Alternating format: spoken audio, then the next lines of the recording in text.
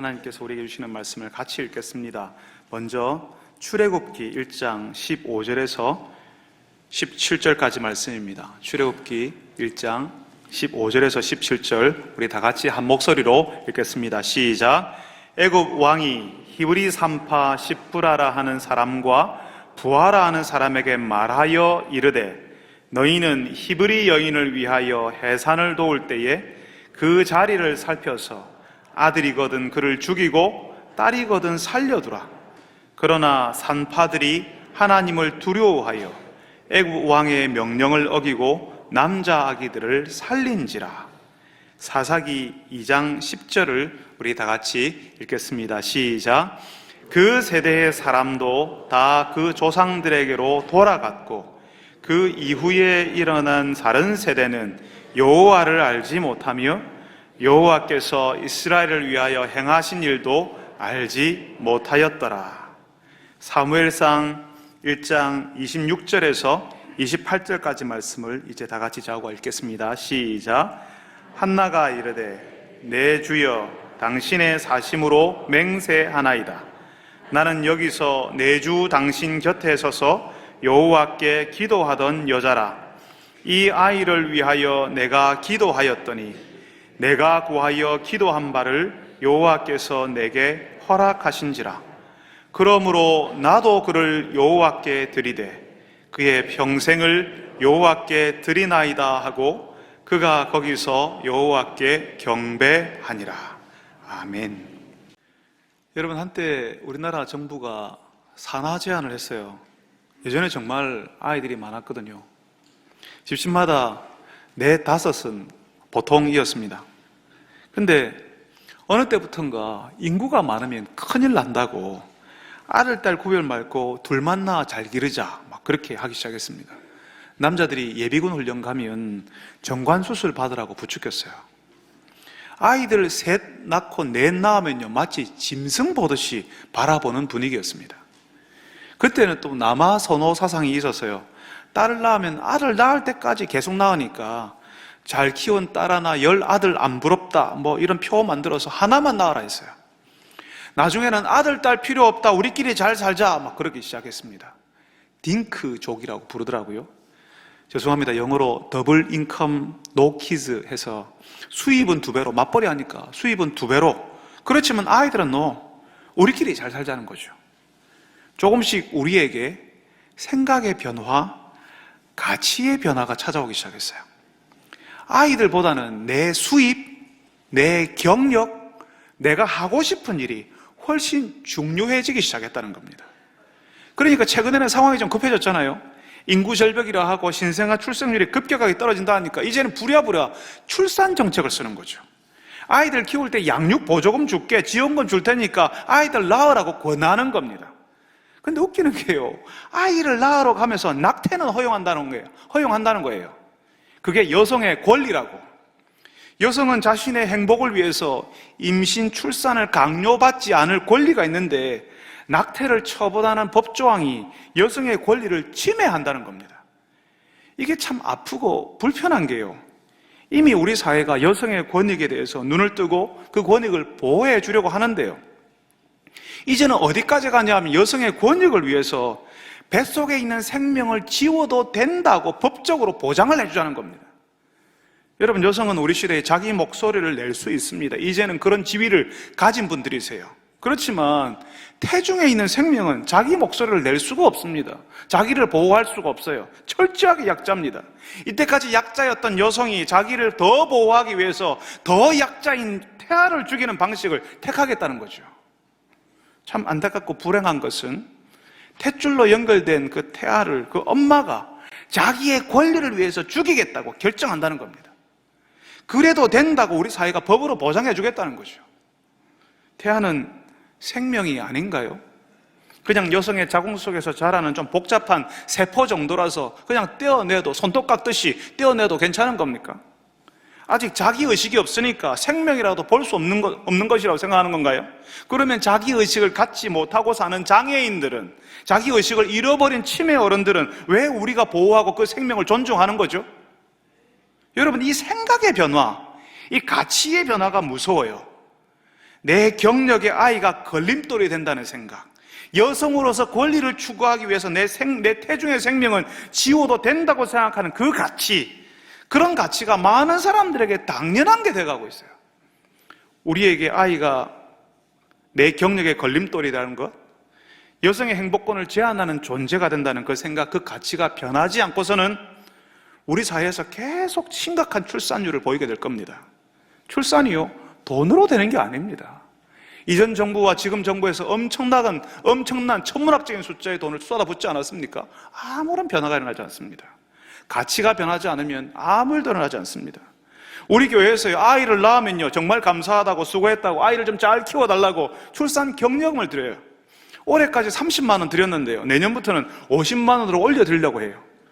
우리가 50만 원 주니까 그 50만 원 받겠다고 아이를 낳는 사람이 있을까요? 정부에서 아이를 키우는데 한 달에 얼마씩 지원하겠다는 그것이 도움은 되겠지만 그것 받겠다고 아이를 낳는 사람은 없습니다. 우리에게 허락된 이 생명이 얼마나 귀한 것인지 알아서 내 경력이 단절되어도, 내 행복이 조금 제한되어도, 내 수입이 줄어들어도 그 어떤 것보다 이 생명이 귀하다는 사실을 알아야, 그런 가치를 받아들여야 기꺼이 생명을 품고 아이를 낳을 수 있는 거죠. 여러분, 오늘 우리가 맨 처음 읽었던 본문 출애굽기 말씀은요, 생명에 대해서 생명에 대한 생각이 변하고 있는 시대에 대해서 말하고 있습니다. 하나님의 백성들이 지금 애굽 땅에서 종살이하고 있는데요, 이집트 땅에서 종살이하고 있는데 이 사람들의 수를 조절하겠다고 애굽 정부에서, 이집트 정부에서 산하 제한을 하는 겁니다. 더 정확하게 말하면 산파에게 남자아이 낳으면 죽이라고 했어요. 산파는요, 여성들의 출산을 돕는 사람들이었거든요. 우리 시대는 다들 산부인과 병원에서 아이를 낳는 것으로 알고 있지만 예전에는 다 산파들이 출산에 관여하지 않았습니까? 집으로 가서 그 모든 출산에 관한 모든 부분들을 이 산파가 다 관리를 했습니다. 지금도 유럽 여러 나라들에서는요, 아직도 산파가 여성들의 출산을 도와요. 아이를 낳는 것은 병이 아니라는 거죠. 그러니까 아이를 병원에서 낳는 게 아니라 산파가 집에서 아이를 낳도록 돕는다는 겁니다. 그런데 오늘 말씀에서요, 애굽 왕이 새로운 생각, 새로운 가치를 심어주는 거예요. 산파에게 아이를 살리는 대신에 죽이라고 하는 겁니다. 남자아이는 다 죽여버리라고 해요. 그게 산파의 일이라고요. 이전에는 하지 않았지만 이제 산파로서 그런 일을 해야 한다는 거죠. 애굽에서 벌어먹고 살려면, 산파로서 이 경력을 계속 유지하려면 남자아이들을 죽이라는 거죠. 이집트 땅에서 인정받는 사람으로 살겠다고 하면 그냥 일이니까, 직업이 그런 거니까 아이를 죽일 수 있다는 거죠. 명분도 있어요. 애굽 정부가 그렇게 하라고 하지 않냐, 왕의 명령이지 않냐, 내가 그걸 어떻게 거부하냐. 근데 여러분, 오늘 말씀, 우리가 읽었던 말씀 출애굽기 1장 17절에 보니까요, 그 산파들이 하나님을 두려워하는 사람들이었다고 합니다. 하나님의 사람들이었으니까 아이 죽이는 것을 그냥 단순한 일로, 내 직업이 그러니까 그렇게 받아들이지 않았다는 겁니다. 하나님을 믿는 사람이니까, 애굽 왕보다 하나님이 더 두려우니까 애굽 왕이 죽이라고 해도 산파로 가서 아이를 지키고 살리는 거죠. 여러분, 이 산파는요, 내 아이만 괜찮으면 다른 애들은 죽어도 괜찮아, 다른 애들이 어떻게 되든지 상관없어, 그렇게 하지 않았습니다. 하나님을 두려워하는 사람이니까 아이들을 살리려고 했어요. 우리 집에서 자라는 내 아이들만 관심을 가지는 것이 아니라 하나님께서 허락하시는 그 생명들에 관심을 가지고 살리려고 했다고요. 우리 시대가 우리에게 심어주는 생각이요, 내 경력에 방해되면 아이를 안 가질 거야, 아이를 가졌으면 지워버릴 거야, 이런 생각을 쉽게 하게 만들어요. 아이를 가졌어도 내 아이는 중요하지만 다른 아이들은 내가 왜 신경을 써야 돼, 내가 할 게 뭐야 하는 그런 생각을 가진다고요. 애굽의 산파들이 부딪혔던 현실이 그거였어요. 내 경력이 단절되지 않으려면, 내 수입이 끊어지지 않으려면 다른 아이들을 죽여라, 내 아이도 아닌데 뭐 어때 하는 그 생각을 받아들이라는 거였어요. 그런데 하나님을 믿었던 산파들은요, 바로 그 생각을 거부했다는 겁니다. 내 집에서 자란 아이는 아니잖아, 그냥 일일 뿐이고 직업상 하는 일이지 하는 그 생각, 안 하면 경력이 단절되고 수입이 줄어들고 주류 사이에 들어가지 못한다고 하는 그 두려움을 넘어서서 산파들은 자신이 처음 보는 그 아이들을, 처음 보잖아요, 처음 보는 그 아이들을, 그 생명을 살리는 일을 그 생명을 지키는 일을 했던 겁니다. 하나님을 믿는 산파들에게 그 아이들은 너무나도 귀하고 사랑스러운 존재였기 때문에 그랬습니다. 그렇게 산파들이 살린 그 아이들이요, 나중에 모세가 애굽을 탈출할 때 거기에 함께 가담하는 출애굽 세대가 됩니다. 여러분, 올해 5월 여성의 달 첫 강사로 오신 양동훈 목사님을 기억하세요? 아이 셋이 있는데 또 다른 아이들 6을 입양하셨던 목사님이요. 그 목사님이 조그만 가게를 할 때 아이를 입양했다고 했습니다. 가게 문을 닫고 잠든 아이를 안고 2층 방으로 올라가는데 방으로 올라가는 그 계단에서 하늘을 보면서 하나님께 감사 기도를 올렸다고 했죠. 하나님, 이 아이를 나에게 주셔서 감사합니다. 이 아이의 아버지가 되게 해주셔서 감사합니다. 이렇게 예쁜 아이를 나에게 보내주셔서 이런 아이의 아버지가 되게 해주셔서 감사하다고 그냥 흐르는 눈물을 닦으면서 기도했다고 했습니다. 양 목사님의 눈에 그 아이가 그렇게 귀하고 사랑스러운 존재였던 거죠.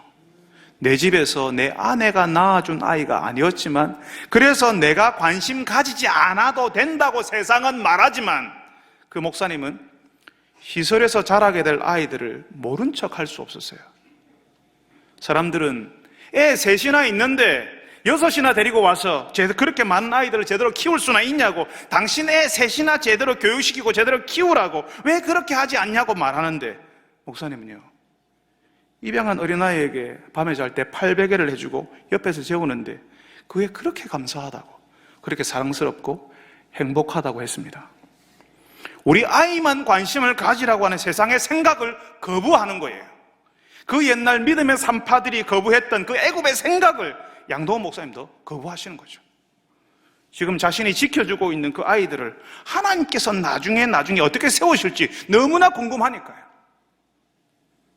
여러분, 어제 우리 교회 부사모팀, 그러니까 부모가 되어주고 싶은 사람들의 모임에서는 시설에서 자라는 아이들 유치부 8명, 초등부 9명, 17명의 아이들을 초대했습니다. 아이들에게 크리스마스 선물을 주고 싶어서요. 시설에서 자란다고 자기가 갖고 싶은 선물이 아니라 그냥 너 이거 해 하는, 일괄적으로 다 주는 그런 선물을 받았대요. 그래서 부사모팀에서요, 그 아이들이 받고 싶은 선물을 한번 줘보자고 했습니다.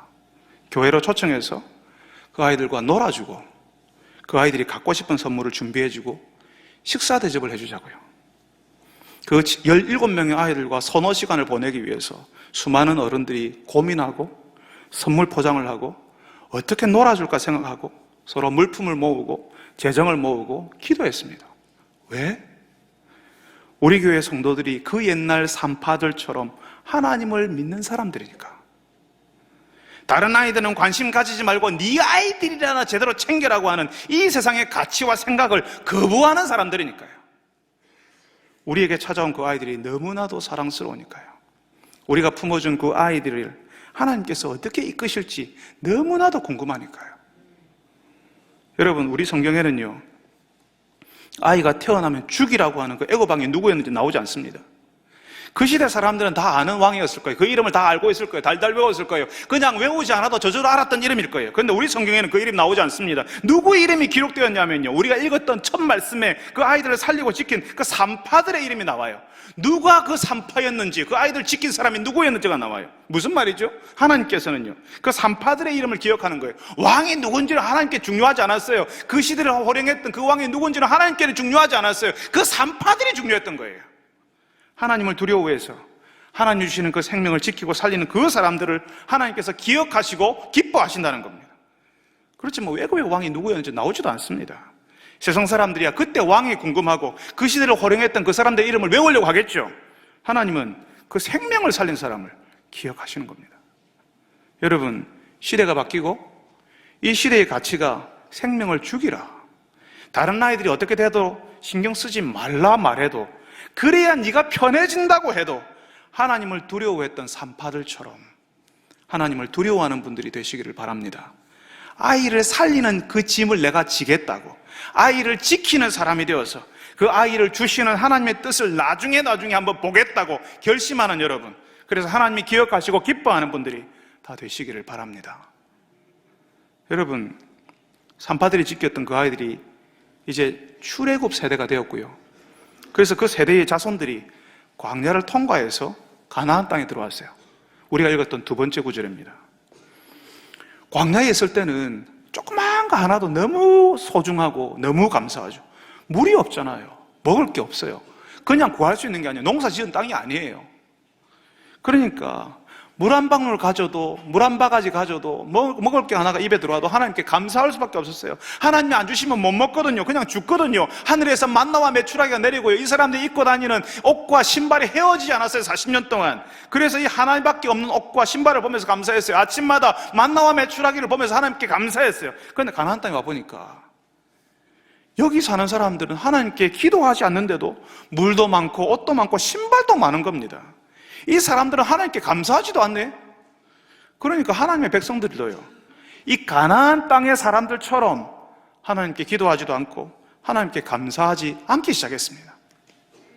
하나님을 잘 안 믿는데 잘 사는데 뭐. 하나님의 말씀보다 가나안 땅에서 잘 살고 싶고 가나안 땅에 사는 사람들처럼 살고 싶은 거죠. 자연히 하나님의 말씀과 멀어지고 하나님과 멀어지기 시작했습니다. 이 사람들이 자신의 자녀들에게 대놓고 말하진 않았어도 자녀들에게 그런 모습을 보여주지 않았겠습니까? 이전보다 하나님께 기도하지 않았습니다. 감사하지 않아요. 예전에는 조그마한 것에도 어린아이처럼 좋아했거든요. 하나님께 감사했어요. 그런데 이제는 살만하니까 큰 것이 생기고 더 여유가 생겨도요, 하나님께 감사하지 않는 거죠. 여러분, 감사는요 숨길 수가 없습니다.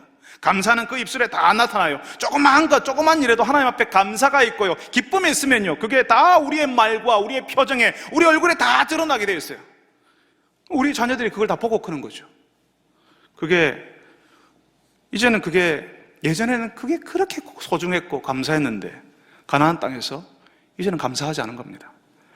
오히려 다른 사람과 비교하면서요, 나는 늘 못한 것처럼 보이고 그래서 불행한 것 같고 그 사람들이 가진 것을 나는 가지지 못해서 속상하고, 그래서 우리 자녀들은 이 땅의 사람들과 비교해서 꿀리지 않게 되었으면, 이 땅의 사람들보다는 더 꿀리지 않는 그런 사람이 되었으면 좋겠다고 생각하기 시작하는 겁니다. 은근히 하나님 없어도 살 수 있지, 이 땅에서 나는 것을, 많은 것을 가지고 있으면 괜찮지 하는 그런 생각과 마음을 우리 자녀들에게 전하는 겁니다.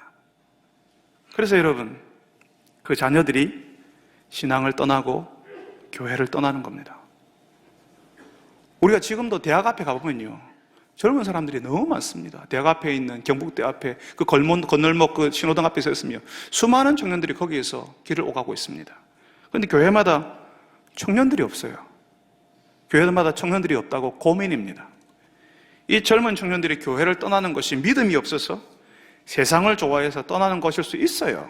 그런데 사실은요, 이 청년들, 우리 다음 세대에게 어른인 우리, 부모인 우리가요, 하나님을 가장 중요한 분으로 말하지 않는다는 거죠. 이 시대의 문화를 하나님의 말씀으로 이해하고 해석해 줄 수 있어야 되는데, 우리가 늘 하는 이야기는 뭐냐면요, 기도해라, 교회 와라, 하지 마라, 가지 마라, 못한다, 이렇게 해버리니까요, 걔들이 유치원생이 아니거든요. 초등학교 저학년이 아니거든요. 이제는 중고등부가 되었고 대학생이 됐고 청년이 됐으면 거기에 맞게 우리가 우리의 신앙의 눈으로 이 세상을 해석해낼 수 있어야 되는데, 계속 하지 마라, 못한다, 안 된다, 기도해라, 그냥 교회 와라, 왔냐 안 왔냐. 그러니까 시간이 지날수록 교회를 가야 될지 고민이 되는 거예요. 거기에다가 교회 어른들이, 부모님들이 하나님의 말씀대로 살기보다는 자신의 자녀들, 청년들에게 세상에서 성공하고 세상 사람들처럼 살아주길 바라거든요. 대학에 갈 수 있다면 교회 안 와도 된다, 다음에 가자, 학원 먼저 가라, 이렇게 해버리니까 그 청년들이 교회는 안 가도 신앙은 없어도 되는 거라고 이미 부모에게서, 어른들에게서 배우고 있잖아요. 사실 가나안 땅에 정착한 하나님의 백성들도 처음엔 여호수아처럼 믿음의 싸움을 싸웠던 어른들이 살아있을 때는 하나님을 섬겼습니다. 하나님을 믿고 따르는 게 당연한 거였어요. 우리가 믿는 가정에서 태어날 때 다 교회 다니고 다 예수 믿고 다 예배 드리니까 그게 당연했던 것처럼, 그런데 믿음의 지도자 여호수아가 죽고 함께 믿음의 싸움을 싸웠던 세대들이 다 사라지고 나니까 오늘 우리가 읽었던 사사기 2장 10절 말씀처럼 다음 세대들이 하나님을 알지 못한다, 이렇게 얘기한다는 거죠. 사사기 2장 10절 말씀은 그 세대를 가리켜서 그 후에 일어난 다른 세대라고 이야기합니다. 그야말로 우리의 다음 세대, 우리 자녀 세대가 다른 세대가 되어버린 거죠. 광야에만 있었으면 하나님을 안 떠났을지 몰라요. 근데 아버지들은 광야 생활을 했는데 그 자식 세대는 가나안 땅의 풍요로움을 경험하거든요. 그러니까 자식들이 그러는 겁니다. 아버지 세대하고 우리 세대하고 같습니까? 아버지가 지금 우리가 겪는 것을 어찌 알겠습니까? 우리는요, 여기 지금 광야에서나 광야하고 지금하고 너무 다릅니다. 지금 가나안 사람들처럼 가나안 방식으로 하지 않으면 살아남을 수 없고 성공할 수 없으니까 하나님을 떠나야 한다고 그 다음 세대들이 생각하는 겁니다. 지금 바쁘니까, 지금 열심히 해도 경쟁에 뒤처지고 성공하기 힘드니까 하나님을 섬길 틈도 여유도 하나님을 섬길 마음도 없어지는 거죠. 그래서 광야를 경험한 부모 세대들이 고생한 이야기 하면요, 겉으로는 듣는 척 하면서 그냥 자기 하던 대로 해버리는 거예요. 여러분, 우리의 젊은이들이 교회를 떠나고 신앙을 떠나는 것을 보고 우리 청년들, 학생들이 신앙에 미적지근하게 있는 것을 보면서 얘들이 문제라고, 우리 때는 안 그랬는데 얘들이 참 이상하다고, 혹시 여러분의 자녀들, 우리의 다음 세대들에게 그 문제의 책임을 돌려버리고 있지는 않습니까? 우리가 정말 뼈아프게 경험하는 건요, 우리 부모 마음대로 자녀들이 안 된다는 거예요. 정말 우리 마음대로 자녀들이 우리가 원하는 데 되었으면 참 좋겠는데 정말 우리 마음대로 되지 않습니다. 그렇지만 그 자녀들이 추구하는 신앙, 그 자녀들이 추구하는 가치는요, 어릴 때부터 그 부모와 그 부모가 속한 공동체의 어른들에게서 배우는 거예요.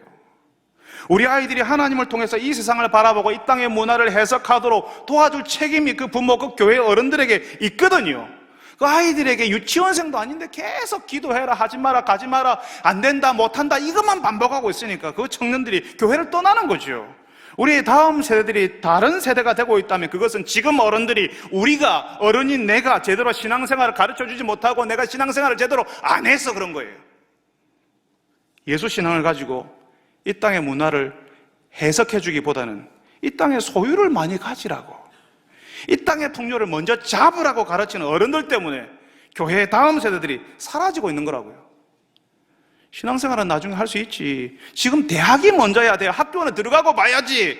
그래야 좋은 직장에 들어갈 수 있지 하면서 학교와 직장에 우리 신앙을 넘겨줬다면 우리 자녀들을 교회에서 만날 수 없는 것은 너무나도 당연하지 않겠습니까? 예전에 한번 드렸던 이야기인데요, 제가 청년 시절에 교회에서 고등부 교사로 섬겼어요. 근데 그때 우리 반 아이들이 학교에서 배우는 영어 때문에 너무 스트레스를 받고 있어서 제가 그때 하숙을 하고 있었는데 저희 하숙집에 아이들을 데리고 와서 영어를 가르쳐줬습니다. 그러니까 바로 그 다음 주일부터요, 우리 아이들의 학부모들이 저에게 찾아와서 인사를 하기 시작했어요. 아이고 선생님 수고 많으십니다. 명절이 되니까요, 저에게 상품권을 막 갖다 주기 시작하시더라고요. 말씀드렸죠, 저는 그 아이들의 주일학교 고등부 선생님이었습니다. 그 아이들의 주일학교 선생님으로 하나님의 말씀을 가르칠 때는 학부모 중에 아무도 저에게 찾아와서 인사하지 않았어요. 명절에 상품권이 웬 말입니까? 근데 영어를 가르친다고 하니까 바로 그 다음 주일부터 아이고 선생님 수고하십니다 하고 인사를 하셨어요. 여러분, 이런 생각, 이런 가치가 지금은 달라졌을까요? 여러분, 자녀들에게 말씀을 가르치는 선생님들에게, 그 중요한 일을 감당하는 선생님들에게 인사하시나요? 영어 수학보다 더 중요한 것을 알려주는 분으로 자신의 주머니를 털어서 아이들을 먹이고 그 영혼을 품어주는, 그 영혼을 위해서 기도하는 고마운 분으로 알고 계시나요? 여러분, 우리의 자녀들, 우리의 다음 세대가 하나님을 섬기는 자녀, 하나님께 신실한 세대가 되기를 원한다면 신앙의 1세대인 우리, 부모요 어른인 우리가 예수 잘 믿는 사람들이 되어야 돼요. 예수 신앙으로 이 땅의 문화를 바라보고 판단할 수 있는 사람이 되어야 한다고요. 그냥 기도해라 마라 이 정도가 아니라 우리의 신앙이 성장하고 성숙해야 돼요. 그래야 아이들에게 말을 할 수 있죠. 유치부 아이들 때는 괜찮아요. 아이들이 초등부 저학년들 했을 때는 우리 같이 기도하자면 아이들이 다 들어요. 그렇지만 어른의 부모의 신앙이 성장하고 있지 않은데 어떻게 아이들이 성장을 해요? 은근히 이 땅의 풍요와 안락함을 부러워하고 그게 더 중요하다고 은근히 가르치는 어른들 때문에 우리 아이들이 너무나도 당연하게 신앙에서 벗어나는 거라고요. 기도도 하고 교회에서 예배도 드리지만 그 일상의 삶에서 전혀 따뜻하지 않은 모습을 보이니까, 그 말에서 그 생각에서 예수 믿지 않는 사람이 보이니까 우리 아이들이, 청년들이 냉담한 사람이 되어버리는 겁니다. 우리 아이들, 청년들이 다 압니다. 우리가 어떤 어른들인지. 우리가 하나님 앞에서 깊어질수록, 우리가 하나님의 사람이 되어갈수록 우리를 따르는 다음 세대들이 생기게 될 겁니다. 그렇지만 세월을 많이 보냈는데 예수님을 따른 흔적이 우리에게 보이지 않는다면 우리 다음 세대들은 점점 사라지게 될 겁니다. 우리 자녀들은 다른 세대가 될 거예요. 여러분, 우리가 다음 세대를 위해서 기도해야 되지만 그보다 먼저 영적인 어른, 예수 잘 믿는 어른 되게 해달라고 기도하시기를 바랍니다. 어리석은 생각과 가치를 바로 잡아가는 어른 되게 해달라고 기도하는 여러분들이 되시기를 바랍니다. 우리의 다음 세대가 하나님의 백성으로 살기를 기대하는 어른, 그래서 우리에게서 자라는 학생들과 청년들을 보면서 기뻐하고 감사하는 어른, 영적인 어른 되기를 바랍니다. 여러분, 아쉽게도요, 사사기 2장에 나와 있던 그 다른 세대들이 이제 가나안에 정착해서 시간이 갈수록 하나님을 알지 못하는 세대가 됩니다. 공동체는 점점 더 허물어지기 시작했습니다. 가나안에 정착한 하나님의 백성들은요, 오늘 우리가 세 번째 구절 읽었잖아요. 거기에 이제 완전히 무너진 모습을 보여주고 있습니다. 사무엘상 말씀인데요, 이 사무엘서는 한나라고 하는 여인이 임신하지 못하는 이야기로 시작을 해요. 옛날 그 시대에 여인이 임신하지 못하는 것은 엄청난 불명예였거든요. 그 당시에 여성으로서의 정체성은 출산에 있었어요. 생명을 낳고 생명을 잉태하고 낳는 것이 그 여성의 정체성이었고, 그에서야 비로소 여성이라고 할 수 있었어요. 근데 아이를 낳지 못하는 것은 여성이 아닌 거죠. 엄청난 불명예였고 사람들에게 비교당하면서 사람들에게 손가락질 당하는 상황이었습니다. 하나님께서는 임신하지 못하는 여인 한나의 이야기를 그 사무엘상 맨 앞에 이야기를 하세요. 무슨 이야기를 그렇게 하고 싶으셨을까요? 왜 임신하지 못하는 여인의 이야기를 맨 앞에 놓으셨을까요? 하나님께서는 이 임신하지 못하는 여인 한나의 이야기를 통해서 하나님의 백성들, 하나님의 공동체 이야기를 하고 싶으셨던 거죠. 무너져 있는, 임신하지 못하니까 아이가 없고 다음 세대가 없고 이 여인이 죽으면 그냥 그 세대가 끝이 나버리는 그런 형편이 바로 하나님의 백성들, 하나님의 공동체의 모습이다라고 이렇게 보여주시는 겁니다. 그 불임의 공동체, 수태하지 못하고 다음 세대의 소망이 사라져버린 공동체가 그 당시에 이스라엘이었다고요. 이렇게 하나님의 공동체의 내일이라고는 없는 형편, 다음 세대가 사라지는 형편에서 그 공동체의 신앙을 다시 일으켜 세우는 사람, 절망의 공동체, 희망의 공동체가 되도록 새로운 세대를 일으키는 일들이 벌어지는데 그게 한나의 이야기입니다. 불임의 여성이 이제 아이를 가지게 된 거죠. 어떻게? 기도함으로. 절망의 공동체가 희망의 공동체가 되도록 새로운 소망이 그 공동체에 들어가게 되는데 한나의 기도를 통해서 그 공동체가 일어나기 시작한다는 거죠. 그 한나의 기도를 통해서 새로운 한 사람을 주시는데 그 사람이 누구냐 하면 사무엘이었습니다. 수태하지 못했던 여인 한나에게 주셨던 아들이었어요. 한나는요, 임신하지 못했기 때문에 하나님께 울며 기도했거든요. 오늘 우리는 그걸 읽지 않았지만 1장 사무엘상 1장 10절에는 이 여인이 마음이 괴로워서 얼마나 비통한지 괴로워서 기도할 때 통곡했다고 이야기합니다. 얼마나 괴로운지 통곡하면서 기도했대요. 그렇게 하나님 앞에 기도했는데 하나님께서 기도하는 그 여인에게 아들을 주셨는데 그 사람 이름이 사무엘이었다고요. 그 사무엘을 받아들고 얼마나 기뻤겠습니까? 마음이 비통해서 고통 가운데 통곡하며 울면서 기도했는데 하나님께서 그 아들을 잉태하게 하시고 그 아들을 주셨어요. 얼마나 좋았겠습니까? 여러분, 이 아들이 정말 귀한 아들 아닙니까? 어렵게 얻은 아들이거든요. 그러니까 불면 넘어질까봐 싸고 돌면서 품에 안고 이렇게 하고도 부족할 판인데 이 한나가요, 어떻게 하냐면 자신이 통곡하며 기도할 때 옆에 있었던 제사장 엘리를 찾아가서 그러는 겁니다. 오늘 우리가 읽었던 말씀이에요. 나는 여기서 예전에 당신 곁에 서서 하나님께 기도하던 여자라. 이 아이를 위하여 내가 기도하였더니 하나님께서 허락하신지라. 그러므로 나도 그를 하나님께 드리되 그의 평생을 하나님께 드리나이다.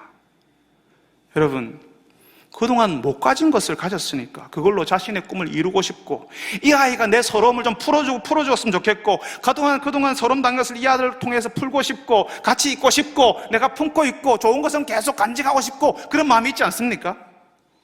이제껏 없었으니까 이제 얻은 아들이라도 꽁꽁 싸고 내 품에 오랫동안 품고 있는 것이 당연한 거 아닙니까? 근데 한나는 그 아들을 하나님께 드리겠다고 해요. 주신 분이 하나님이시니 기도했잖아요. 하나님이 주셨잖아요. 주신 분이 하나님이시니 그 하나님 안에서 가장 안전하고 그 하나님이 이 아들을 제대로 인도하실 것이라는 믿음의 고백을 한 겁니다. 여러분, 어떤 부모는 자녀를 자신이 사는 이유, 인생의 목적인 것처럼 생각해요. 그 자녀가 부모 인생이에요. 그 자녀가 바로 부모예요. 그 자녀들이 그 부모의 인생이요 목적이기 때문에 그 자녀가 사라지면요, 그 부모의 기대치에 미치지 못하면요 엄청나게 고통스러워합니다. 그 자녀가 인생의 목적이고 살아가는 그 부모가 살아갈 이유였기 때문에, 동기부여가였기 때문에, 이 자녀를 위해서 내가 어떻게 해야지라고 하는 그 이유였기 때문에 그 자녀가 어떤 이유로 사라지게 된다면 그 부모가 살 수가 없어요. 또 그 자녀가 부모의 마음을 알아주지 않고 부모의 기대대로 살지 않으면 죽음과도 같은 고통이 찾아오게 되는 겁니다. 내가 지한테 어떻게 했는데? 본전 생각이 나는 거죠. 섭섭한 거죠. 여러분, 우리가 자녀를 사랑합니다. 그 자녀가 참 예쁘죠. 참 좋죠. 그렇지만 그 자녀가 내 것이 아니고 내 인생, 부모 인생을 살아야 될 존재도 아닙니다. 하나님께서 우리에게 잠시 맡겨주신 하나님의 선물과도 같은 존재죠. 그 자녀들에게는 하나님께서 허락하시는 인생이 있어요. 부모가 가야 될 인생이 아니라 그 자녀가 살아야 될 인생이 있다고요. 그 자녀가 지나가야 될 하나님의 길이 있어요. 부모는 자녀들이 하나님이 내시는 길을 갈 수 있도록, 잘 갈 수 있도록 준비시켜주고, 자녀들이 잘할수록 그 길 가도록 보내줘야 되거든요. 근데 그걸 못해요. 계속 데리고 있으려고 하는 거죠. 계속 내 품에 내가 원하는 대로, 내가 가라는 대로, 내가 하라는 대로 하라고 한 거죠. 생각은 내가 할 테니까 너는 아빠 엄마가 시키는 대로 해. 자녀들이 생각할 수 있는 힘을 길러주고, 이제는 스스로 하나님의 길을 혼자서 걸어갈 수 있도록 보내줘야 되는데, 준비시켜줘야 되는데, 생각할 틈도 없이 부모님이 시키는 대로 다 하게만 하는 겁니다. 그러니까 대학을 가도 적응을 못하는 거죠. 내가 좋아하는 게 뭔지, 잘하는 게 뭔지, 내가 어떤 길을 가야 되는지 생각해보지 못했거든요. 아빠 엄마가 대신 생각해줬거든요. 그러니까 진짜 인생의 중요한 선택의 순간에 왔을 때 못하는 거예요. 여러분이 아시다시피 저희 집 둘째는 고등학교를 안 갔습니다. 중학교를 졸업할 때쯤에 밥 먹는 자리에서 둘째가 그랬어요. 아빠, 고등학교 안 가도 될 것 같아요. 그래서 잘했다고 했습니다. 수많은 아이들이 의뢰히 고등학교는 당연히 가는 거지 하는데 그 고등학교를 안 가도 되겠다는 생각을 했다는 것이 저는 좋았습니다. 그래서 잘했다고 했습니다. 스스로 학교를 갈 것인가 말 것인가, 공부한다면 어떻게 할 것인가 생각을 했으니까요. 여러분, 하나님께서 우리에게 허락하신 자녀는 우리의 것이 아닙니다. 하나님께서 우리에게 잠시 맡기신 선물이고, 우리가 수고하고 잘 양육해서 하나님께 돌려드려야 됩니다. 처음에 자녀를 주셨을 때는 이 아이를 품에 품고 한동안 키워야 되죠. 그렇지만 조금 시간이 지나서 걷기 시작하면 나에게서 아이를 떨어뜨려야 합니다. 처음에는 그게 진짜 힘들어요. 아이를 어린이집에 보내는 것도, 유치원에 보내는 것도 그렇게 불안하고 힘들 수가 없어요. 아이들이 저기를 가겠나, 저기서 견디겠나, 저기 적응을 하겠나. 그렇지만 그렇게 해야 아이들이 더 풍성하게 자라지 않습니까? 불안해도 보내야 내 품에 있을 때보다 더 낫게 자랄 수 있어요. 그래서 세월이 더 흐르면 이제는 내 품에서 완전히 떠나보낼 준비를 하는 겁니다. 완전히 떠나보내야 돼요. 하나님께서 내 인생 고비고비마다 일하시고 도우셨던 것처럼 우리 자녀의 인생에도 하나님이 주인 되어 주옵소서, 하나님의 일을 이루는 사람, 하나님의 작품이 되는 사람 되게 해 주옵소서라고 기도하면서요. 우리는 아이를 사랑하니까 그 아이를 내 품에 계속 두고 싶지만 우리가 그 아이를 품에 두고 있을 수 없는 날이 옵니다. 세상에 내어줘야 될 날이 오는 거예요. 근데 미리 준비를 잘하고 있으면 기꺼이 잘 준비된 채로 우리 자녀들을 보낼 수가 있습니다. 근데 그게 준비가 안 됐으면요, 나 떠나가야 되는데도 계속 그 아이 주변을 맴돌게 돼요. 그 아이를 하나님이 우리에게 허락하셨잖아요. 한나에게 하나님께서 사무엘을 주신 것처럼 우리의 자녀들을 하나님께서 우리에게 허락하셨습니다. 하나님이 주신 거죠. 우리가 그걸 믿잖아요. 그렇다면 이 아이를 하나님께서 인도하실 것이라는 사실도 우리가 믿어야 하는 거죠. 그래야 위태로운 세상에 우리의 아이들을, 우리의 자녀들을 내어놓을 수가 있는 거죠. 그래야 부모의 계획이 아니라 부모의 한계를 넘어서서 하나님의 계획과 섭리 가운데 우리의 자녀들이 우리보다, 부모보다 더 크게 성장할 수가 있는 거죠. 어렵게 얻은 그 아들이 사실은 하나님이 주셨다는 사실을 알고 하나님께 드립니다 했던 어머니 한나 때문에 무너져가던 하나님의 공동체에 희망이 찾아왔습니다. 이스라엘에 사람이 없고 사람들을 이끌 지도자가 없고 다음 세대가 없을 때 하나님께서는 그 어머니 한나의 믿음과 기도를 통해서 그 무너져가는 공동체에 사무엘을 보내셨어요. 여러분, 지금 우리 세대에 한나와 같은 부모가 필요합니다. 자녀들을 위해서 기도하고 그 자녀들을 떠나보낼 준비를 잘해서 하나님께 드리는 부모들이 있어야 됩니다. 평생 자기 앞가림만 하고 자기 먹을 것만 챙기는 사람으로 그렇게만 해도 살아라, 그렇게만 해도 고맙겠다, 이게 아니라 이런 제한적인 우리 아이 자녀를 향한 기대가 아니라 자신의 일과 직업으로 하나님의 이름을 드러내고 하나님의 가치를 드러내고 하나님의 공동체를 세우는 사람 되도록 양육하고 그 일을 위해 세상에 내어놓는 부모가 있어야 하나님의 공동체가 살아납니다. 그래야 이 세상의 교회를 주목하고 하나님이 하시는 일을 듣게 될 거예요. 사랑하는 여러분들이 그런 부모가 되시기를 바랍니다. 선물로 주신 자녀들을 지금은 품에 안고 있지만 하나님의 섭리와 계획 속에 그 아이들을 맡기고 떠나보내는 믿음의 부모가 되시기를 바랍니다. 다음 세대가 사라지는 이 시대에 여러분의 자녀들이 믿음의 공동체를 일으키고 하나님의 이름을 드러내는 다음 세대가 되기를 바랍니다. 거룩하신 하나님, 오늘 저희들에게 유치부에서 초등부로, 초등부에서 중고등부로, 중고등부에서 대학부로, 대학부에서 청년부로 새로운 걸음을 걷는 한 줌밖에 되지 않는 아이들을 허락하여 주셔서 감사합니다. 주님, 이 아이들이라도 우리의 다음 세대가 되게 해주십시오. 다른 세대가 아니라 하나님을 알지 못하는 못난 어른들 때문에 다른 세대가 되어가는 그런 아이들이 아니라 주님, 사무엘과 같은 교회를 살리는 믿음의 공동체를 세우는 이 땅에 새로운 소망을 가져다주는 그런 아이들이 되게 하여 주시옵소서. 이 아이들을 길러내는, 이 아이들과 함께 성장하고 성숙할 수 있는 이 세대의 언어와 문화를 이해하고 이 아이들에게 유치원 다니는 아이를 대하는 것처럼 청년이 된 아이들에게 그렇게 여전히 그런 언어로만 대하는 그런 미성숙한 어른들이 아니라 하나님의 말씀을 배우려 하고 그 문화를 해석해낼 줄 아는 성숙한 어른들, 그런 부모들이 되게 하여 주시옵소서. 예수님의 이름으로 기도합니다. 아멘.